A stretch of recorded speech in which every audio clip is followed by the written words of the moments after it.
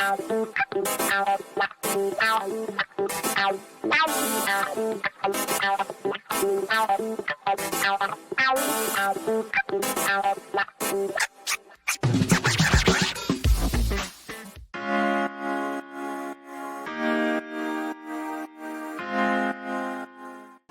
morning. That's what my mother tells people. She's got a voice for radio and a face for Zoom. You are just a thing of wonder and beauty. Good morning, everyone. Oh, good morning. I have to say, we had Dr. Doom on today, and, Dana, we're all talking about this. How do we get our hesitant, whatever it is, whether they're anti-vaxxers or just hesitant or whatever, how do we Bribery. The answer is bribery. Yes, I'm for everything. It kills me that we should have to beg people to take advantage of a medical miracle in the middle of a once-in-a-lifetime pandemic. But yes, beer, pay them, I don't care, right? You know what? I would even, and people are going to be mad at this, but if this is what they need to hear, give the Republicans a very small tax credit. You know what? Fine. Yes, fine. I will actually pay toward that as a Democrat and a progressive to be able to get herd immunity if you will give them a tax credit. I will go further than that, Dana. I will allot you more than your one hamburger a month if you get vaccinated.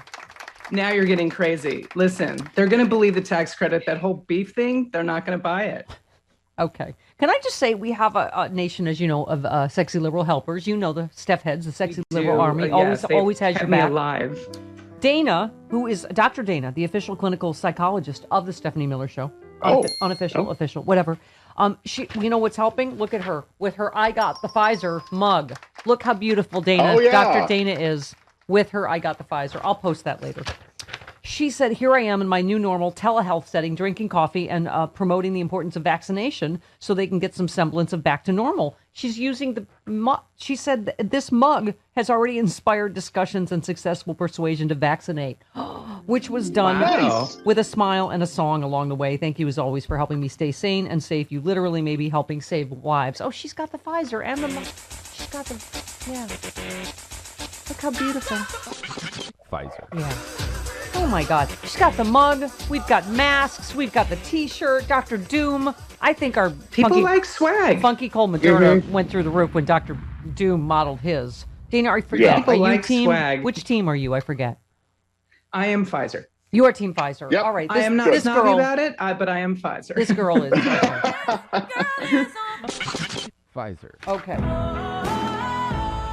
As a liberal union fan, I love this one. Dana, tell me what you think of this. Kathy in Darwin, California, the labor union approach to encouraging vaccination. I love our liberal helpers, thinkers, idea people. Well, if you live in a place named Darwin, California, you better be advancing humanity. You better be evolving. That's what I'm saying. You better be evolving.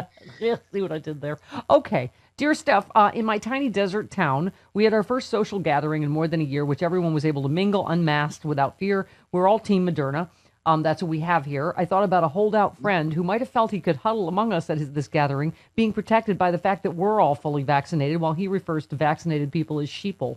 Union members take a very dim view of free riders who share the benefits for which unions negotiate but who don't pay union dues. Let's introduce the concept of free riding into our discussion of vaccine hesitancy. Hey guys, we're perfectly happy to protect you, but we expect you to protect us also. Don't be a free rider. I love that because I was thinking that my anti-vaxxer friend, Dana, this is what's going to happen. We all do the right, because we've all been doing the right thing mostly for the last year and a half, making the sacrifices, staying home, distancing, masking, now getting vaccinated. They didn't do any of that. And now they're going to be like, oh, see, we told you it's nothing. Look, the rates are down now. We can all go back to normal. It's like, wait, Kemosabe, you get to do that because we did all the hard work and took the risk, right? I'm going to tell you right now, as a people that does that, the left, the Democrats, the progressives, we've been carrying the weight of this country for a very long time doing the work. Yes. So you need to let go of the anger around that. Yeah. Let them be in that space, have their false sense of, accomplishment. Fine. But if we can get to herd immunity without them, let's try and do that. Yeah. Yes. Yeah. But but you know what I'm saying? It's so infuriating. They know they're going to use that to go, oh, see, look, it was nothing. Like I told you, it's gone away now. I'm like, right. And they we don't think of, it as taking an unacceptable risk getting vaccinated, but they do. So we're doing all the work, doing all the sacrifice, staying home for a year, and now taking what they consider a risk so they can just do nothing. Right? But The two things that are driving me crazy is them saying I'm not getting the vaccine, even though their Lord and Savior got it. If the former guy had gotten it televised, this wouldn't be a problem. He got it in privacy in the White House. That's the first thing. The second thing is all these people screaming, you can't take away my rights. I have a right not to wear a mask. And then they walk into a public, business that's like, well, then I have a right not to serve you. And they're like, what about freedom? And I'm like, oh my God, my head's going to explode. Right. Yeah. It should be, Dana, every plane. You can, sorry, you don't get to fly anywhere. All the other people on the plane want to feel safe. They did their responsibility and got vaccinated. They want to, I walk into a restaurant, I want to know that I'm safe. I don't, I would guarantee almost every person listening to this, I know for myself, has gotten a vaccination by law to do something. I could not go to school without a chickenpox vaccination, period. This is not a new thing. So I don't know, maybe when this goes past the emergency authorization phase and they actually get it, FDA approved without emergency authorization, the military will be forced to take it, which is wonderful because there's like 40% right now that aren't. And states can require it for certain things, like walking into a public place, like getting on a plane. The federal government can require it. We just have to get past that emergency authorization phase. Yeah, and we just had Dr. Redletter on, who is a renowned pediatrician, and absolutely, when this is approved, it has to be required for school. I mean, we were saying for some universities, Duke, yay on them. A lot of them right now. Every university should say absolutely, you need proof of COVID vaccination to return to school. I mean, it's all right. Speaking of liberal helpers, real quick, this is liberal helper Sean.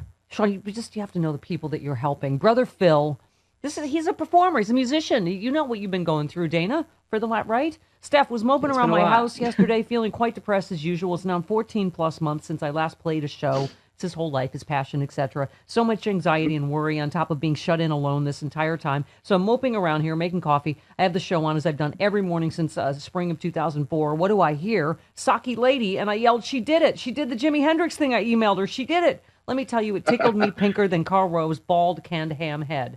Thanks, it gave this old guitar man a much-needed smile. Oh, my God. As you and the Mooks do every day. We'll email Sean with thanks to Brother Phil on Cape Cod, who he came up with, right? Yeah. Saki. Saki.